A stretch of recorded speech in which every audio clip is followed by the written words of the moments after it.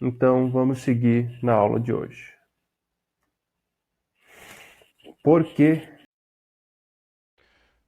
Olá pessoal, tudo jóia? Como é que vocês estão? Tudo bem?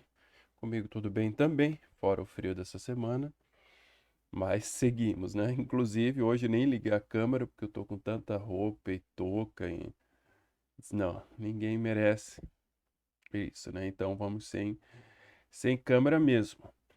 Então nós passamos da metade da nossa disciplina. Na verdade, fui olhar a carga horária, a gente já passou bem mais da metade. A gente já está indo para 70% da carga horária, porque acaba que o conteúdo, a gente concentrou bastante ali do conteúdo já na primeira parte, antes da nossa prova, que foi realizada aí com sucesso, as notas já estão publicadas.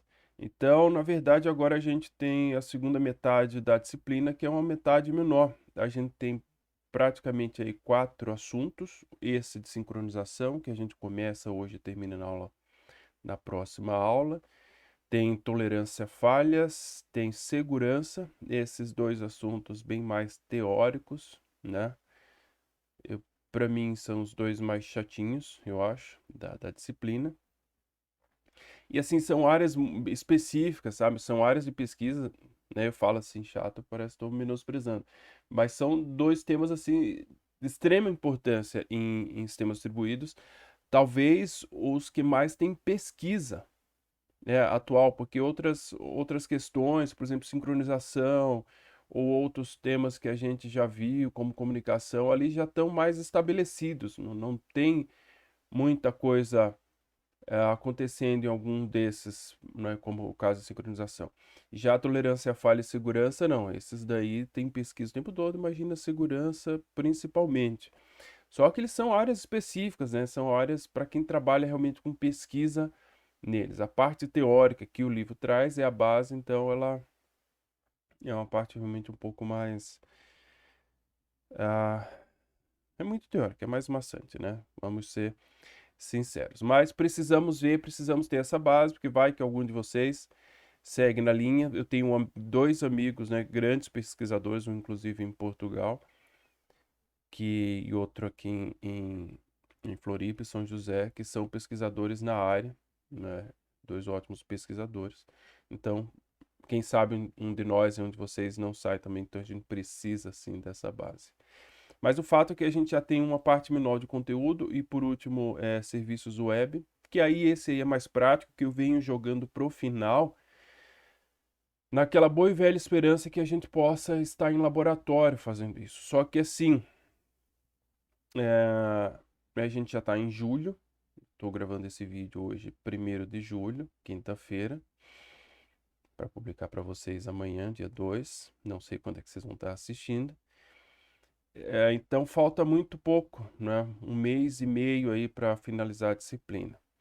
E inclusive eu estou mudando algumas estratégias. Pelo nosso plano de ensino, que eu inclusive trouxe aqui, a gente tem 4 avaliações, né? Com pesos de 1, 3, 3 e 3, somando os 10.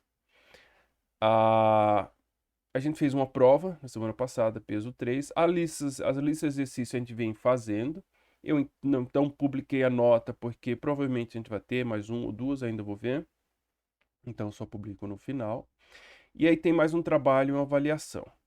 A avaliação online, né, a gente há de convir que não funciona muito bem, né? Essa disciplina, por exemplo, se ela fosse presencial, muito provavelmente, no máximo, eu faria uma prova, né? A gente faria esses trabalhos práticos, faria seminário, que dá para fazer muito seminário legal também, mas aí a gente tenta adaptar para o modo, esse modo remoto.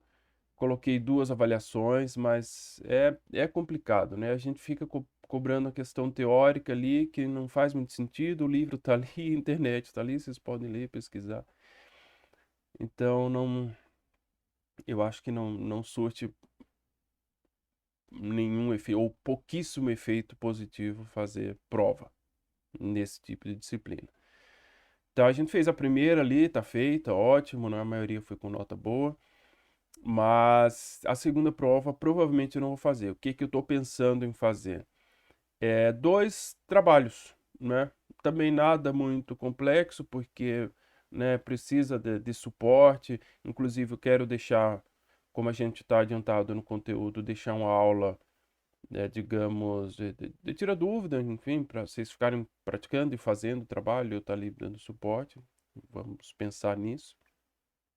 Mas ao invés de fazer um trabalho e uma prova, eu devo fazer dois trabalhinhos, né?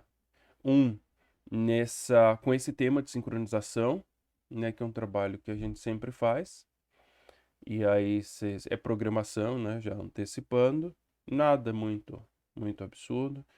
Então vocês fazem e me apresentam em aula, né, mostrar funcionando tudo, e aí eu faço as perguntas, também sossegado.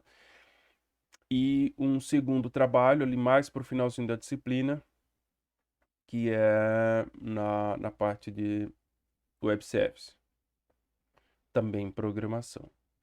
Tá, então a gente deve tocar a disciplina nesse sentido. Ok? Deixa eu ver se tinha mais algum informe. Não. Então agora é a nossa aula. Vocês estão vendo aí, tá? Primeiro semestre de 2020, professor. Se eu vi o erro, então não corrigi. Não, não corrigi, porque o vídeo que agora vai seguir com a aula de vocês é o vídeo que eu gravei para a turma do ano passado. Então eu comecei a gravar e vi que era basicamente a mesma coisa. Eu acho que não faz sentido, né? Afinal, é um material que eu mesmo produzi, não estou copiando de ninguém. Então, eu só fiz essa introdução até para a gente fazer essa retomada da segunda parte da disciplina. E para vocês não acharem que eu, né, coloquei o slide errado, ou que de repente lá no meio do vídeo eu vou fazer uma referência ao ano passado, mas eu acho que não. Tá joia? Então, temos a primeira parte da matéria sincronização, que é o capítulo 6. Isso, capítulo 6 do livro. E na semana que vem o capítulo 7. E aí eu já vou postar, provavelmente antes mesmo de postar a aula da semana que vem, já posto esse trabalhinho. Vou dar tempo suficiente para vocês. Esse primeiro trabalho que é relacionado a esse tema. Tá joia? Então, vamos seguir com a aula. Uma boa semana para todos e até a próxima. Por que sincronizar? Né? Então, qual é a importância da sincronização? Quando a gente fala sincronização aqui, a gente está falando especificamente de sincronização de relógios. Mas a gente vai ver que em termos de computação e mais especificamente de sistemas distribuídos, a gente vai trabalhar com dois tipos de relógio. O relógio físico, que é o relógio já conhecido por nós, e o relógio lógico, que não está muito preocupado com a hora exata, mas sim com a sequência dos eventos. Mas vamos pensar primeiro em termos de relógio físico, que é algo mais próximo da nossa realidade. Vamos citar alguns problemas aí para a gente motivar a necessidade e a importância da sincronização. Então eu tenho um reloginho ali na minha mesa de cabeceira, no meu bidê. Quando acordo, está lá marcando 6h12. Vou para a cozinha fazer meu café, esquentar um leite e olho lá 10h10 no micro-ondas. Problema. E aí, esquento meu café, vou tomar um café lá, um leite na frente à TV e vejo que no meu aparelho lá da antena está marcando 10h20 da noite. Então, vê-se claramente que temos um problema com os nossos relógios. Então, será que eu estou atrasado para a minha aula das 7h30? Acordei olhando 6h12 achando que estava correto. Mas será que ele é o correto? Será que vou ter problema para eu chegar atrasado na aula? Qual a solução mais adequada? Usar um único relógio. Né? Ou então sincronizar todos os relógios.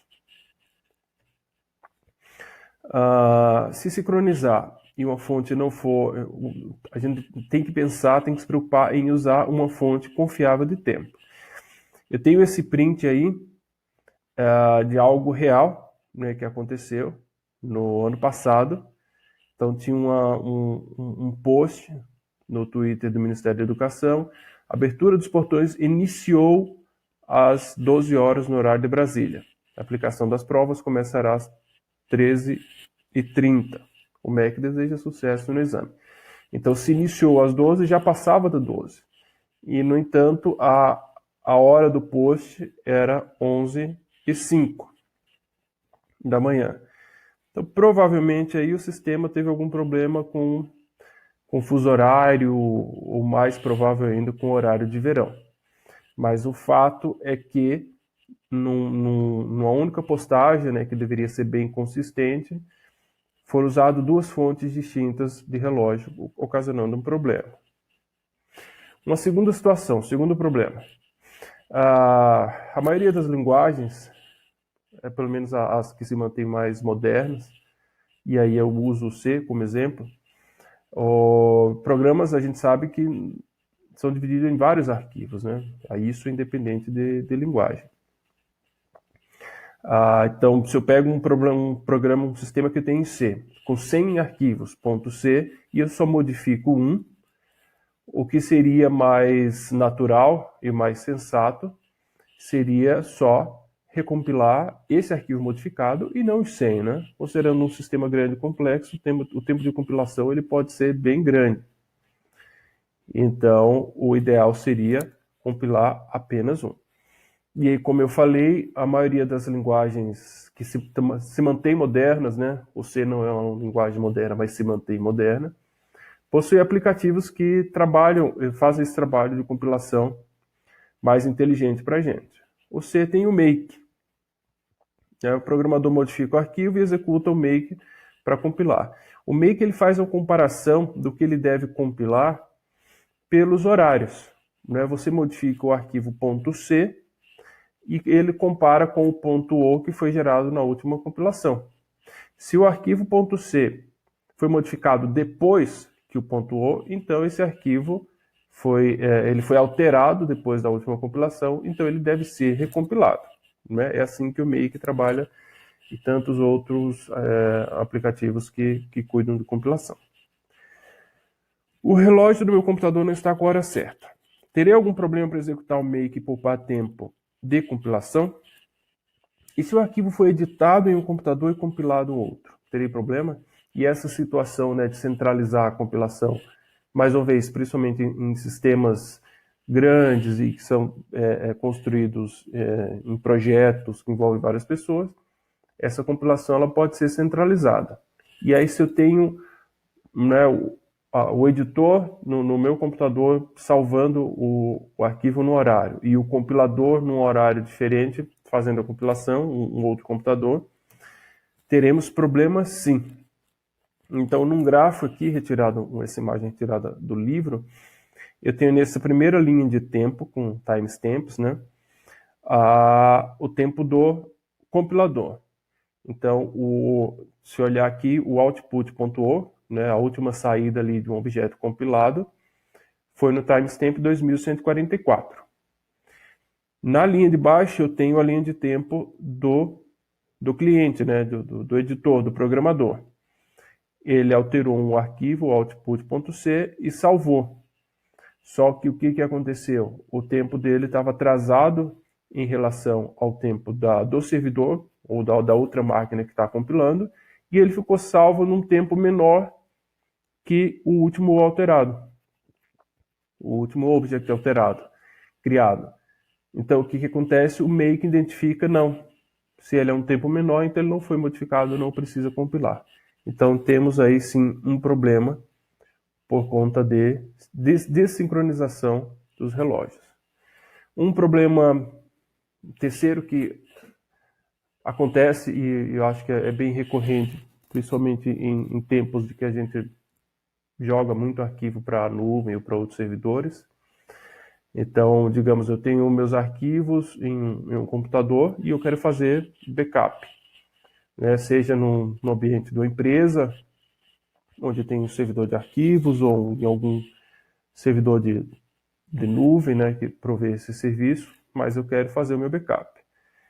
No caso de um serviço local, né, posso usar o rsync, o aplicativo, que faz essa sincronização só dos arquivos que foram modificados recentemente. né? Poupa tempo e não é necessário transferir todos os arquivos, né? Imagina uma pasta aí com centenas, milhares de arquivos, ficar enviando toda vez. Não. Ele compara o que foi alterado e envia só os arquivos que foram alterados, sempre comparando pelo horário. Haverá algum problema se os relógios desses computadores não estiverem sincronizados? Sim, na mesma situação anterior dado o programa em si. Então vamos analisar aí um pouco mais as três situações, né, os problemas 1, 2 e 3. No problema 1, existem 3 equipamentos diferentes, cada qual com seu próprio relógio. Nessa primeira situação, a hora exata realmente importa. Eu estou dependendo de uma hora, né, que é 7h30 a hora que começa a minha aula. Então eu não posso me atrasar em relação a isso. Então a hora exata importa. É importante. É necessário garantir a sincronia de todos os relógios. Ou ter só um, né, que me garanta essa hora exata, que me forneça, de repente, um serviço com essa hora atualizada sempre. E se tiver mais de um, mais importante ainda que todos esses sejam sincronizados para que eu não possa, de repente, estar olhando o relógio errado. No problema 2 e 3, a gente tem uma situação um pouco diferente. Né? A gente tem um computador que não está com a hora certa. Só que nesse caso, não estão sincronizados. Né?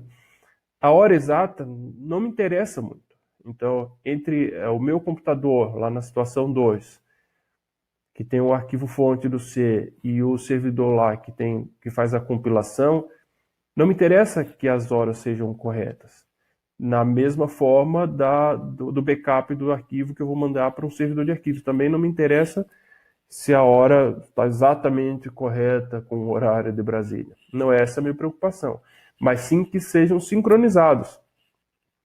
Para que, como na situação 2, ele não deixe de compilar um arquivo porque ele entende que esse arquivo é antigo, é anterior a um anteriormente compilado. Então isso pode gerar um grande problema. Eu acho que compilei, coloquei em produção o arquivo e de repente aquele arquivo que tinha um bug, aquele programa não foi corrigido simplesmente pela falta de sincronia de 2 relógios.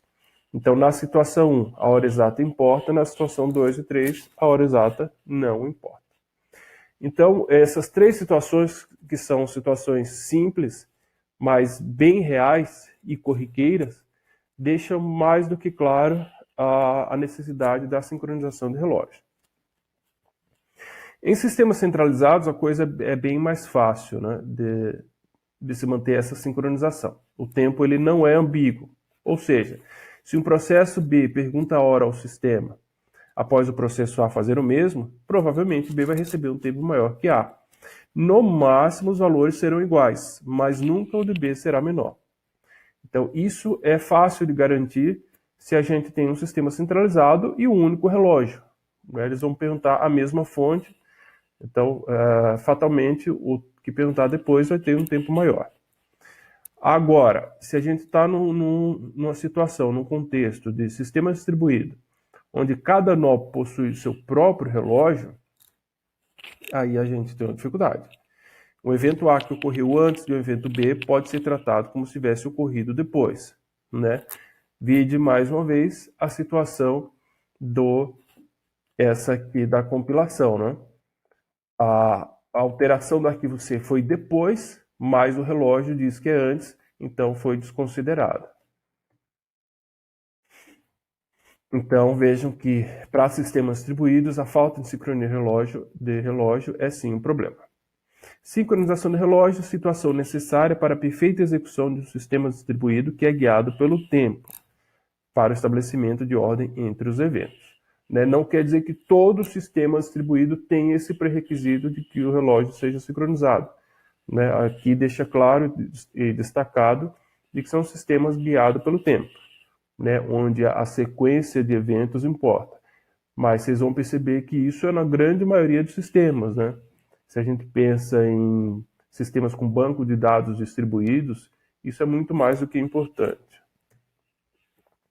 É possível sincronizar todos os relógios de um sistema distribuído? Aí é que o bicho pega.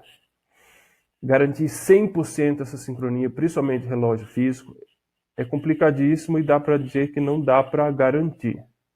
né? Então, por isso que existem vários artifícios e algoritmos para tentar essa sincronia, e também por isso que é usado o artifício dos relógios lógicos, né, que são mais fáceis de serem sincronizados, né, já que o físico se pega por um nanosegundo, já pode causar alguma diferença gigantesca no resultado de um sistema, e a gente vai ver o exemplo já já.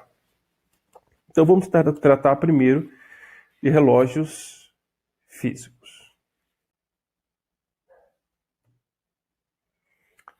Relógios físicos em um computador. A primeira coisa que a gente tem que chegar em consenso é que, na verdade, relógio não seria o termo mais adequado para a gente usar para se referir ao relógio do computador, o que a gente possui no computador. O mais adequado realmente seria chamar de timer, ou um temporizador, que na verdade o que ele faz é contar tempo, contar uma frequência. E isso é feito a partir do uso de cristais de quartzo que cada computador possui. Claro, aí daí a gente configura a hora e através de uma bateria, né, que tem ali no computador, ele mantém aquela hora gravada quando a gente desliga o computador. Mas de fato o que nós temos ali não é um relógio, sim um temporizador. Então como é que esse cristal de quartzo funciona? Ele oscila em uma frequência bem definida, que aí depende do tipo do cristal, da temperatura, da lapidação e da tensão aplicada sobre ele. E então já fica bem claro que cada cristal vai trabalhar um pouco diferente. Então, se a gente tem 10 computadores, cada um com seu temporizador, com seu relógio, né? Vamos falar relógio mesmo, com seus cristais e quartzos, 10 vão trabalhar numa frequência um pouco diferente. Em 100, em 1000, não interessa. Eles nunca vão trabalhar exatamente igual, porque aí a gente está falando de questões da natureza realmente do material. A cada oscilação, um contador é decrementado. É gerada uma interrupção, um pulso, ou em inglês o clock tick, sempre que o contador chega a zero. E aí esse volta a receber o valor inicial, né? Seria o ciclo do relógio, que a gente pode definir como um segundo. Incrementa o valor da hora do sistema, armazenado em memória, e o relógio, que aí sim, o relógio é um software, né, mantido, atualizado a partir desse temporizador. Então, a gente tem essa atualização com esses valores. Hora do sistema representa o número de pulsos que se passaram desde uma determinada data inicial. A bateria interna mantém o valor do contador em memória, por isso que o relógio, né, não é reiniciado toda vez que desliga. Um relógio atrasar ou adiantar em processos que rodam em um único computador geralmente não é o problema. Aí a gente volta mais uma vez com a situação do make.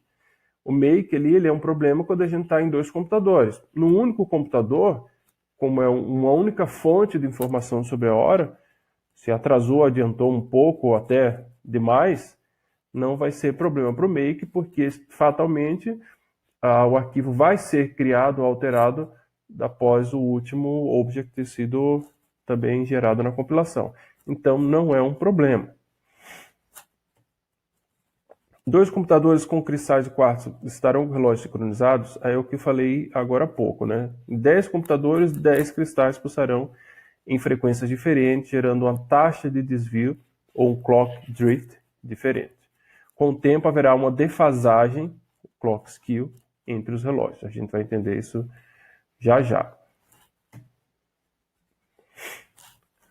Aí aqui a gente tem um pouco do histórico, né, de como é que os relógios foram criados e como é que eles foram se atualizando, né, para se tornar cada vez mais preciso. Então, inicialmente, como é que é feita a medição do tempo? Aí a gente tem o conceito de trânsito solar, o evento de passagem do Sol pelo seu ponto aparente mais alto, ali aproximadamente no meio-dia. Então, o dia solar é o intervalo entre 2 trânsitos solares, né? Então, o intervalo entre ali, vamos dizer, o meio-dia de um dia e o do outro. E daí a gente tira o conceito do segundo solar, que é 1 dividido por 24 horas, vezes 3.600, que é a quantidade de segundos na hora. Então, a gente tem aí um segundo solar de um dia solar. E aí também temos um problema. A rotação da Terra ela tem diminuído com o passar do tempo, né? Então os dias tendem a ficar mais longos. Então os dias estão ficando cada vez mais longos, mas a duração do ano continua a mesma, né? Não está mudando o total do ano, mas os dias eles se tornam mais longos porque a rotação da Terra, né? E aí um pouquinho de ciência, o movimento de rotação é que está mudando, não de translação. Solução segundo o solar médio, calculado através da média de vários dias. Então, já que tem essa mudança, é feita uma média e o valor é atualizado. O relógio atômico foi criado em 1948 e conta o número de transições, aqui o astronômico, não, perdão. Aqui a gente já tem uma solução seguinte, mais atual, mais moderna e com uma melhor precisão. Então, esse relógio atômico ele foi criado em 1948 e conta o número de transições de um átomo de Césio 133. Então, 1 segundo é o tempo que esse átomo necessita para fazer 9 bilhões 192 milhões 631.770 transições. Então, esse número, que também a gente vai ver que tem uma pequena variação, é o número de transações para contar 1 segundo, utilizando o átomo de Césio 133, que aí se equivale a 1 segundo solar médio do ano, no ano que ele foi lançado, lá em 1948. E aí foi criado um Bureau Internacional, o BIH, que fica em Paris, que ele é responsável por manter a hora atômica internacional. Diversos laboratórios com relógios atômicos indicam quantos pulsos já se passaram desde 1/1 de 1958 a 0 hora, que foi quando a contagem deu início. Então, o TAI lá, o International Atomic Time, o tempo atômico internacional, é a média desses pulsos dividido por aquele número gigantesco, que são as transições do Césio 133. Aí, né, continuamos com os nossos problemas para ter relógios precisos. Os dias estão ficando cada vez mais longos, logo não é possível garantir que um segundo atômico é igual a um segundo solar médio. O meio-dia ele vai acontecer cada vez mais cedo. Então, ao longo dos anos, né, isso vai sendo modificado. Então, qual a solução que foi proposta? Adicionar um segundo extra, sempre que houver uma diferença de 0,8 segundos entre o segundo TAI e o segundo solar médio. Vocês estão vendo a complexidade que é, né, é uma coisa tão comum para nós a hora, né, mas no dia a dia se atrasa 1, 2 segundos, 10 segundos, 1 minuto, não faz tanta diferença assim. Mas para sistemas, e aí depois vou reforçar mais, mas se a gente pensa por exemplo, no sistema financeiro de bolsa de valores, né, 1 segundo faz muita diferença sim, né, entre uma transação que é finalizada, uma compra, uma venda. Então, é só para reforçar a importância e por que tanto investimento, tanta pesquisa para se ter essa precisão da hora. Então, a solução foi adicionar esse segundo extra toda vez que tiver essa diferença entre o TAI, né, que é aquele bureau lá criado para ser mantido lá em Paris, e o segundo solar. E aí a gente chega no algo que talvez seja mais comum a todos, no UTC, que é o relógio atômico com essa correção, que é o Universal Time Coordinated, né, a coordenação universal de tempo. É a base de toda a moderna medição civil do tempo. Ela substituiu o relógio astronômico de Greenwich, aquele também, né, GMT, o Brasil está menos 3, né, do zero, que fica lá na Inglaterra. Ficava, né? Greenwich continua lá, mas o sistema ficava lá. Então, o UTC é a nossa base mais atual, seria o fornecedor, o provedor ali mais mais seguro de hora atualizada. Em 31 de dezembro de 2016, ali há quase 4 anos, foi a última adição desse segundo extra, aumentando a diferença para 37 segundos entre o TC e o TAI. Então veja, né, o TAI ali de 1958 tem 60 anos, né, 62, e nesses 62 anos já deu 37 segundos de diferença. Então, de fato, a coisa ocorre e foi necessário esses ajustes para que mantivesse relógios com tempos precisos e reais. Então aqui ó, a gente tem duas barras de tempo do TAI e do segundo solar. Se vocês observarem aqui, ó, o TAI quando chega, ele vai se atrasando, né? 4, 5, passou um pouco, 6, 7, 8, 9, aí já deu aquela diferença de quase um segundo, né, do 0,8, foi adicionado um segundo no tempo solar, e aí regularizou de novo. Quando chegou aqui, mais deu quase um segundo de novo, adiciona para ir regularizando. Então aqui tem a diferença dos segundos introduzidos no TC para sincronizar com o TAI.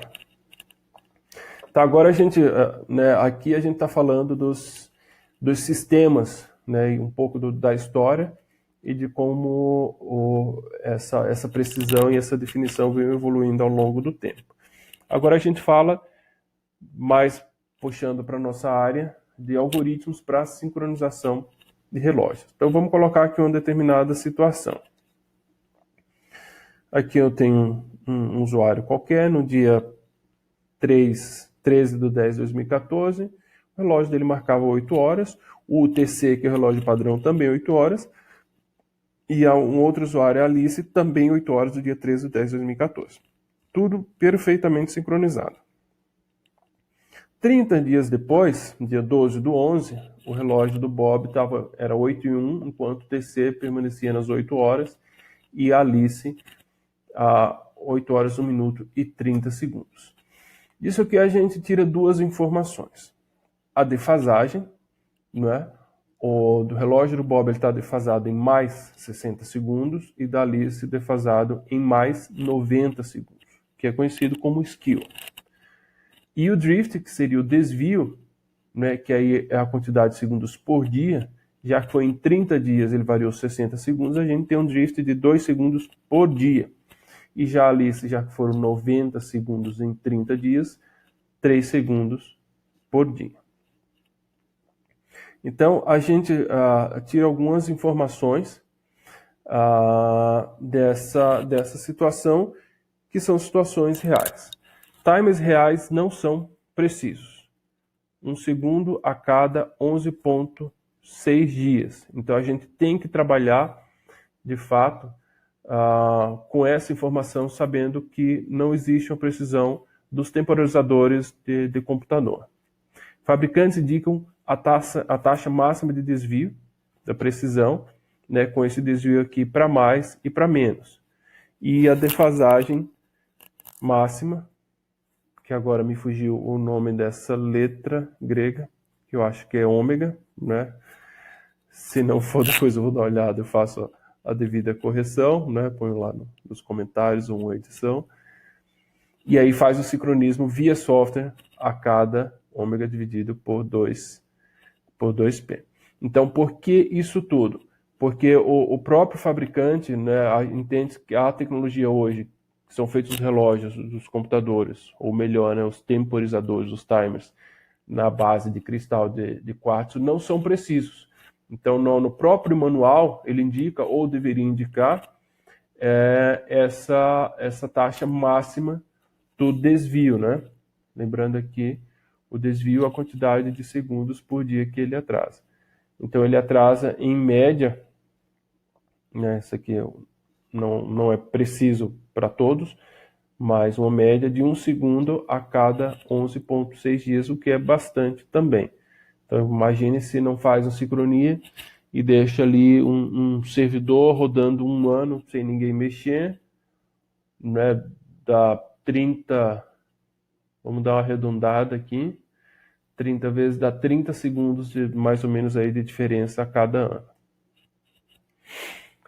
E aí, como é que a gente poderia, né, ver formas de atualizar o horário, o relógio, o temporizador do nosso, aí não o temporizador, né, de fato o software, o relógio software do nosso computador, que formas a gente teria para fazer essas atualizações. Então, como obter o horário preciso da UTC? Usando o receptor GPS acoplado em cada computador, né, cada satélite GPS possui 4 relógios atômicos que são constantemente calibrados. Cada satélite envia periodicamente uma mensagem com sua posição, acrescida de uma marcação temporal, ou timestamp, com sua hora local.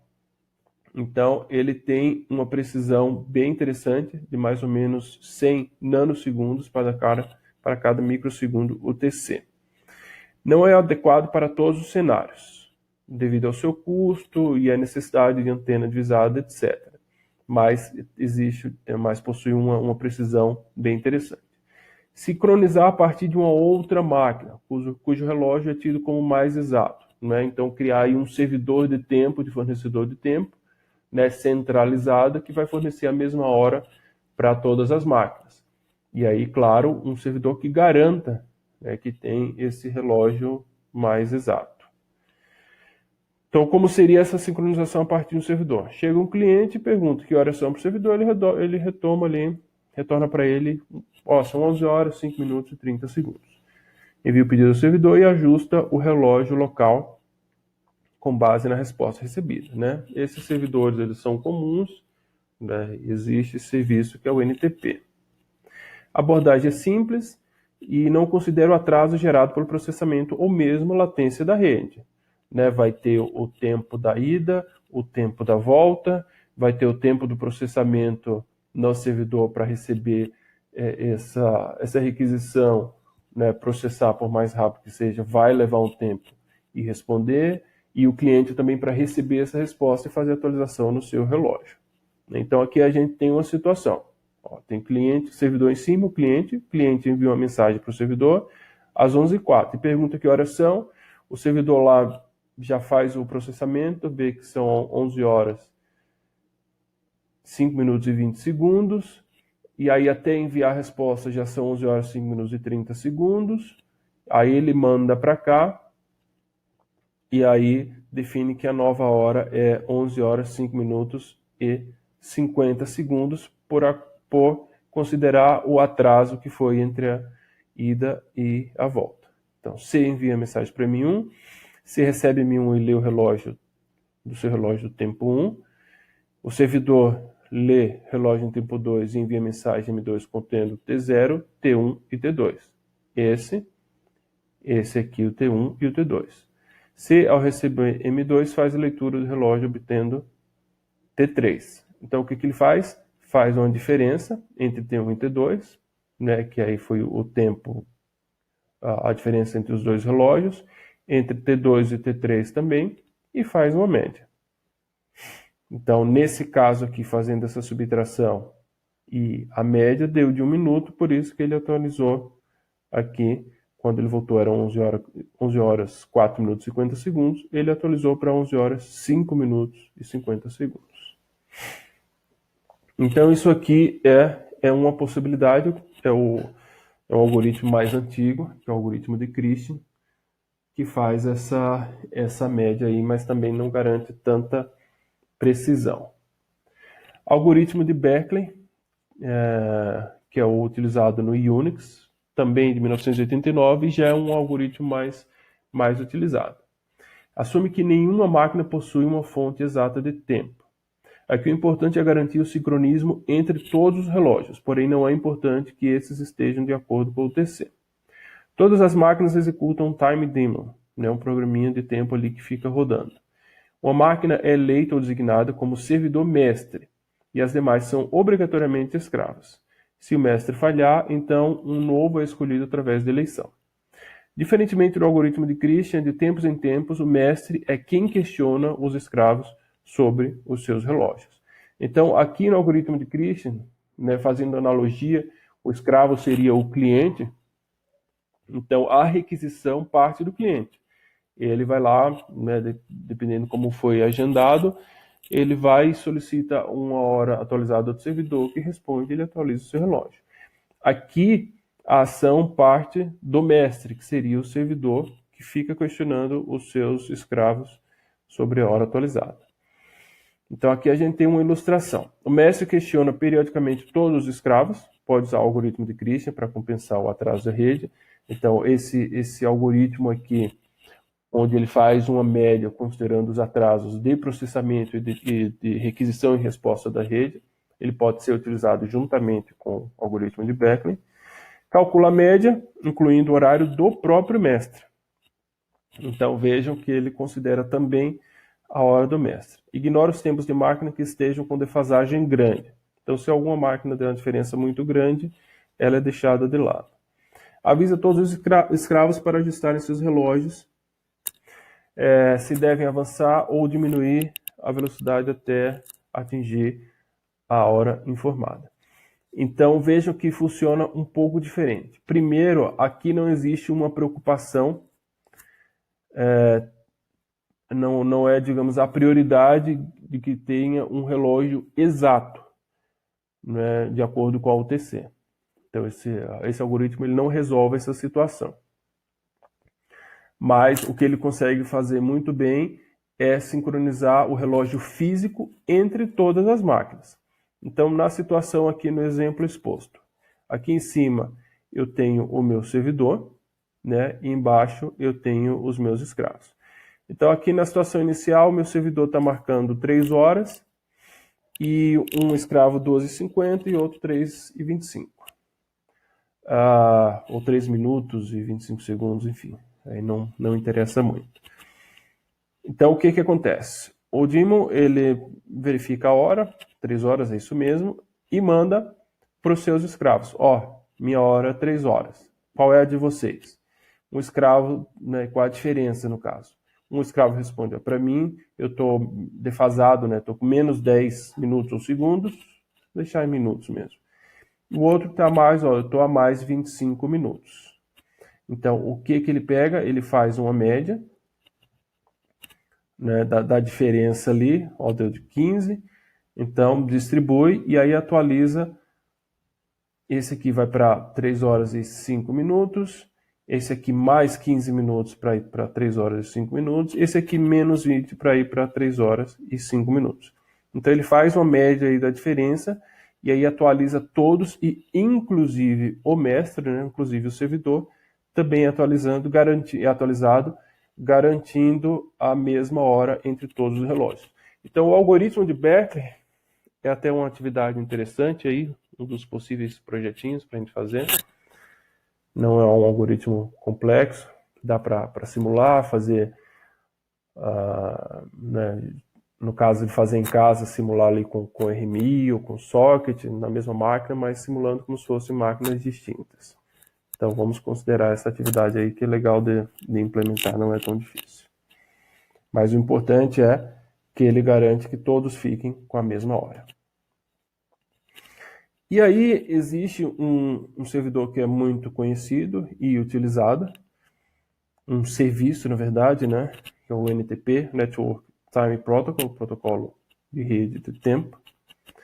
Ele permite que clientes possam sincronizar seus relógios com o TC através da internet. Então tem esse servidor central que tem essa garantia de uma hora mais exata. Servidores redundantes e organizados em hierarquia, né, em estratos de 0 a 16, o estrato 0 fornece tempo para o estrato 1, 1 fornece para o 2 e assim sucessivamente. Quase não sai. Então, que características a gente tem? Um serviço confiável, né, porque a gente tem vários servidores redundantes. É escalável, permite que clientes sincronizem constantemente, né, já que a gente tem vários estratos. Serviço autenticado, permite autenticar a origem da mensagem. Cliente funciona no esquema de cliente-servidor como algoritmo de Christian, né? Diferente do Beckley, então é o cliente que faz essa solicitação, essa requisição de horário. Simétrico, usado para garantir o sincronismo entre os servidores. E pode trabalhar com multicast ou broadcast. Para redes locais, precisão baixa, porém ele é eficiente. Todas as mensagens são trocadas via UDP. Então, o que temos de resumo dessa parte, né, antes da gente iniciar com relógios lógicos, relógios em sistemas distribuídos podem ser sincronizados internamente ou com fonte externa de tempo. Né? Internamente, a gente conseguiu a sincronia, né, com aqueles dois algoritmos, seja o de Christian e o de Berkeley. Né? O de Berkeley um pouco mais sofisticado, mas eu garanto a sincronia entre os servidores, mas me falta uma precisão da hora exata baseada na UTC. E isso eu consigo através de alguns serviços que me provêm essa hora exata. O NTP, que é uma solução mais comumente utilizada e, de certa forma, barata, me dá uma precisão aqui de 10 milissegundos. E aí eu conseguiria horas mais precisas, em ordem até de nanosegundos, através de GPS, só que aí com soluções um pouco mais caras.